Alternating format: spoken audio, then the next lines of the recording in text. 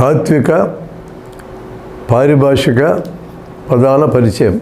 సాధకులు, సిద్ధులు. ప్రయత్నం చేసే వాళ్ళని, ఆ ప్రయత్నాన్ని కొనసాగిస్తూ ఉన్న వాళ్ళని సాధకులు అంటారు. ఏ పనైనా చేసే క్రమంలో పని పూర్తి అయ్యేదాకా పనిని చేసే వాళ్ళని, పనిని సాధించే వారి కింద మనం గుర్తిస్తాం, వాళ్ళని సాధకులు అంటాం. అంతా సాధించిన వాళ్ళని సిద్ధులు అని పిలుస్తారు. ఇంక సాధించడానికి ఏమీ మిగలలేదని అర్థం. ఇక్కడ అంతా అంటే ఎంత? అంతా సాధించటం ఎప్పటికైనా ఎవరికైనా సాధ్యమవుతుందా? అంతా అంటే ఈ ప్రపంచంలో ఉన్న జ్ఞానమంతా, ఆస్తి అంతా, డబ్బంతా, సంపదంతా, వస్తువులంతా, ఇట్లాంటి అర్థాలు వస్తాయి. అంతా ఒక్కరి చేతుల్లోకి రావడం, ఇప్పుడు నేను చెప్పిన ఏవైనా సరే అసలు సాధ్యమయ్యే పనే కాదు. కాబట్టి సిద్ధులు ఉండడానికి ఈ భూమి మీద అవకాశం లేదు. సాధించుకోవడానికి ఇంకేం మిగలలేదని అర్థం.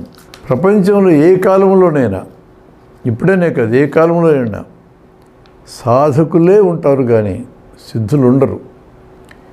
తాను సిద్ధుణ్ణి, నాకు అంతా తెలుసు అని ఎవరన్నా అంటే అది వారి అమాయకత్వం అని అయి ఉండాలి, వాళ్ళ మూర్ఖత్వం అని అయి ఉండాలి. నాకంతా తెలుసు అంటుంటారు అప్పుడప్పుడు వాదనలో. నీకేం తెలుసు? నాకంతా తెలుసు, నేను చాలా శక్తివంతుని, ఇలాంటి భాష వాడుతుంటారు. మరో వ్యక్తి కంటే ఎక్కువ తెలిసినవాడు అయి ఉండొచ్చు నువ్వు, మరో వ్యక్తి కంటే ఎక్కువ శక్తి కలిగిన వాడివి అయి ఉండొచ్చు. కానీ అన్ని శక్తులు కలిగిన వాడివి, అంతా తెలిసిన వాడివి అయి ఉండే అవకాశమే లేదు.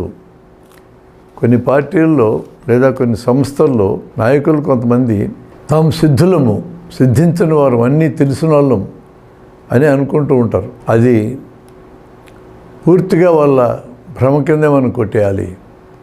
కాబట్టి మనం ఎప్పుడు కూడా అన్నీ తెలిసిన వాళ్ళం మేము అని ప్రకటించుకోకూడదు. దాన్ని నమ్మమని ఇతరుల్ని ఒత్తిడి చేయకూడదు.